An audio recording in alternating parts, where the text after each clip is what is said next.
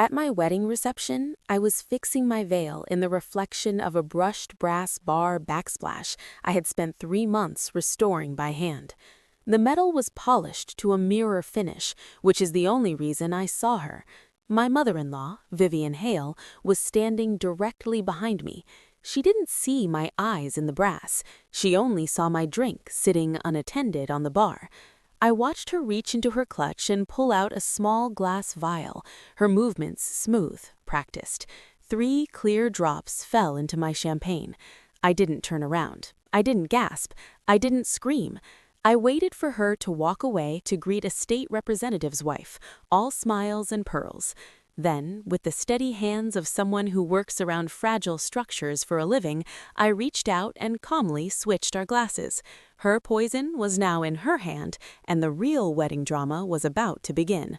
Most brides would have been hyperventilating in the bathroom after watching their new mother-in-law try to drug them, but I'm a restoration architect. I spend my days stabilizing cracked foundations and reinforcing buildings that look fine until they suddenly aren't. Panic is a luxury I've never been able to afford. What I felt in that moment wasn't fear, it was static load. That's the engineering term for the silent, unbearable weight a beam carries right before it either holds or catastrophically fails.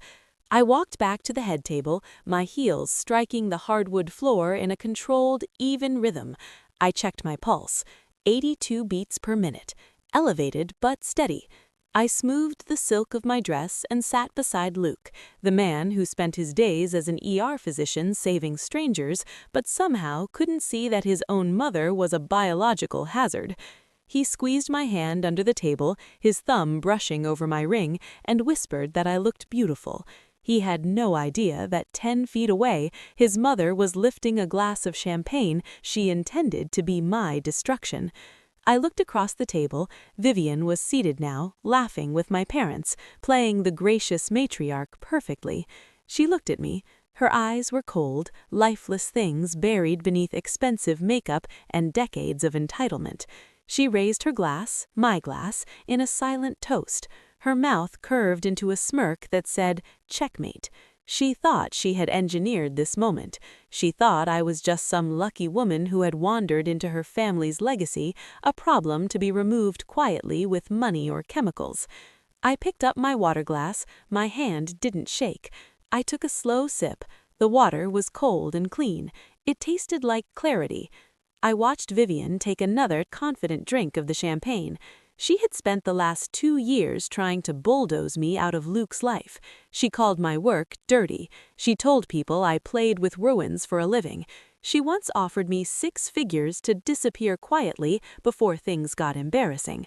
What she forgot was that restoration architects know exactly where the weak points are, and we know exactly how long a structure can pretend to stand before it collapses. I set my glass down and smiled at her. I waited. To understand why I didn't stop her immediately, why I didn't grab her wrist and call for security, you have to understand the architecture of our war. This wasn't a spontaneous act. This was the demolition phase of a project Vivian had been managing for 2 years. From the moment Luke introduced us, I was a zoning violation in her carefully curated world. The Hales were old money Oregon, which mostly just means inherited wealth and a deep fear of anyone who actually knows how to build something. I first met Vivian during an inspection at the family estate outside Eugene. I was wearing work boots and a hard hat streaked with plaster dust. She looked at my hands like they were infectious. She asked Luke, right in front of me, if he was hiring laborers for the remodel. When he told her I was his girlfriend, she didn't smile. She just said, "Oh." The insults were never loud. They were structural. Tiny fractures meant to weaken me over time. She'd forget to invite me to family dinners. She'd introduce me to her friends as Luke's project coordinator, ignoring my license, my degree, my career. But the real failure came 6 months ago. I was sitting in her study when she slid a heavy cream envelope across her antique desk. Inside was a cashier's check for $100,000. She called it a severance package. She told me, You're a capable girl, Mara, but let's be honest. You build things, we own things. You'll never be comfortable at this table, and I'm trying to save you the humiliation. I looked at the check. It was more than my parents earned in 2 years. I looked at her. I didn't rip the check in half. I didn't throw it back in her face. I slid it across the desk and said, "You're underestimating the cost of labor, Mara. I'm not for sale." That was the moment her eyes changed. That was when I stopped being an inconvenience and became a threat. And threats to people like her have to be neutralized. In psychology, there's a concept called an extinction burst. I learned about it while studying how stress fractures propagate through old materials, but it applies perfectly to narcissists. When a toddler realizes screaming no longer works, they don't calm down, they escalate. They scream louder, they flail, they break things. It's the final violent surge before control is lost. The week before the wedding was Vivian's extinction burst. The bribe failed, the insults failed, the wedding was happening anyway, so she went scorched earth. On Tuesday, she called our florist and tried to cancel the order, claiming the bride had died in a car accident. Thankfully, the florist called me instead. On Thursday, I found her alone in the bridal suite, standing too close to my veil. When she left, there was a jagged tear straight through the lace. She claimed it snagged on her ring, but I know the tensile strength of French lace. You don't tear it accidentally, you have to mean it. I repaired it that night using gold thread, a stabilization technique I use on historical textiles. I didn't tell Luke.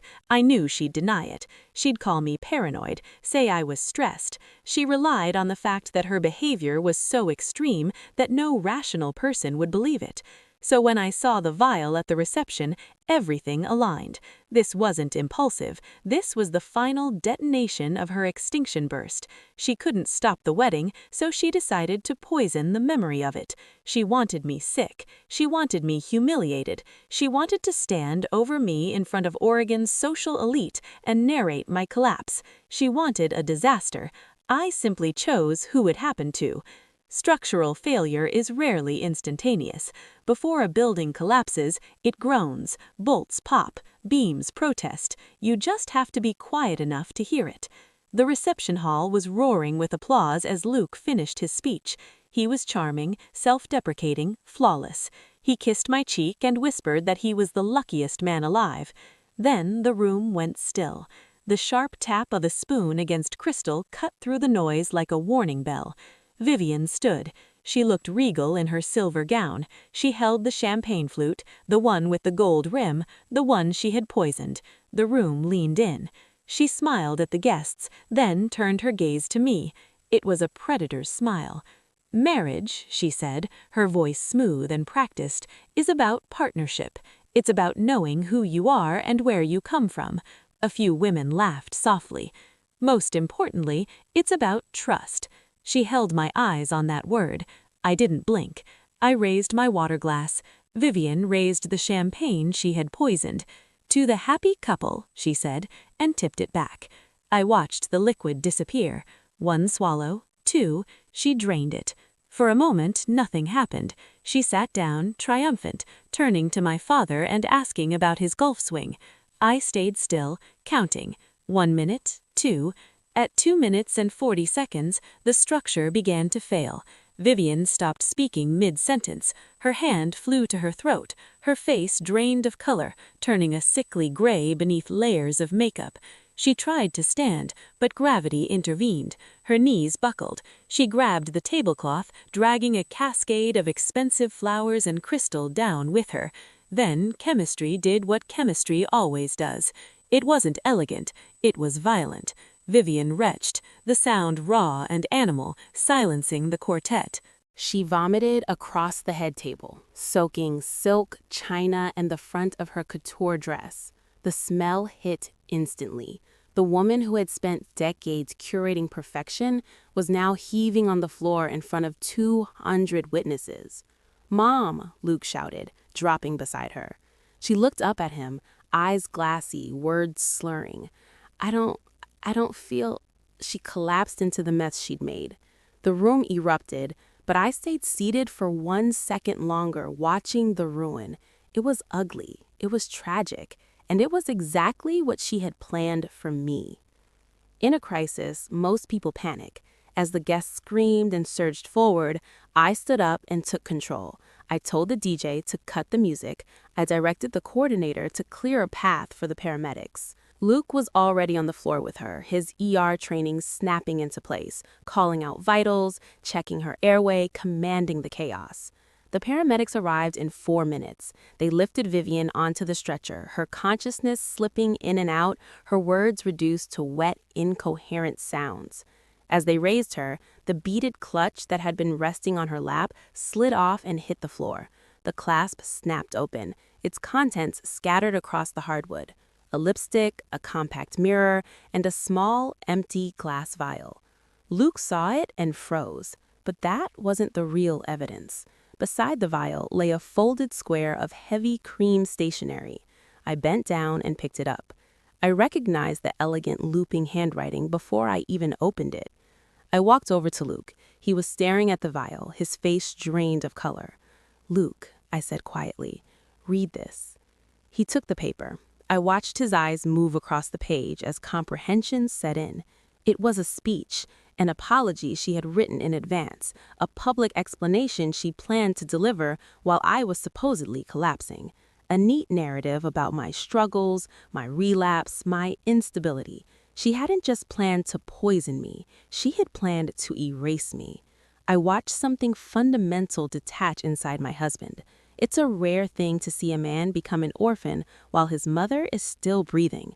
The concern vanished. The panic vanished. His eyes went cold. He looked at the note, then at the vial, then at the woman being wheeled toward the exit. He finally saw the structure of the trap.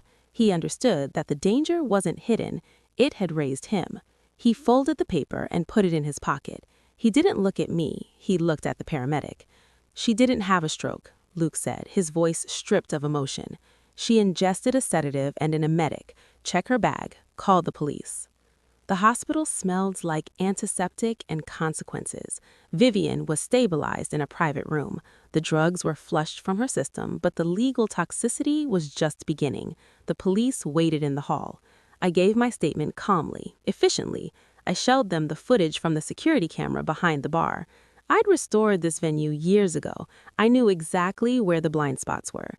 The video showed everything. The vial, the drops, the switch. It was undeniable. Luke walked out of her room looking a decade older. He went straight to the officer. "My mother is awake," he said. "She wants to talk." "Did she confess?" the officer asked. Luke let out a short, hollow laugh. "No, she said she did it to save me. She said my wife was a threat to the family." He reached into his pocket and handed over the cream-colored note. "This proves intent," he said. "She planned this." His father tried to intervene. "She's your mother." Luke didn't raise his voice. "She's a criminal," he said, "and if you protect her, you're complicit." He signed the charges. He requested a restraining order. Watching him sever that bond with such precision was the most romantic thing I had ever witnessed. He didn't just choose me, he removed the source of the infection. It has been a year since that night. Vivian is serving a sentence for aggravated assault. We didn't move into the estate. We bought a small fixer-upper across the city. It has good bones. I'm sitting at our kitchen table now, repairing a bowl I broke last week, using kintsugi. You don't hide the cracks. You fill them with gold. The break becomes the strongest part. For a long time, I thought a perfect marriage meant no fractures. I was wrong. Strength comes from surviving the pressure together. She tried to break us. Instead, she fused us. If this story stayed with you longer than the video itself, don't walk away. Subscribe. This channel is for people who actually feel what they hear.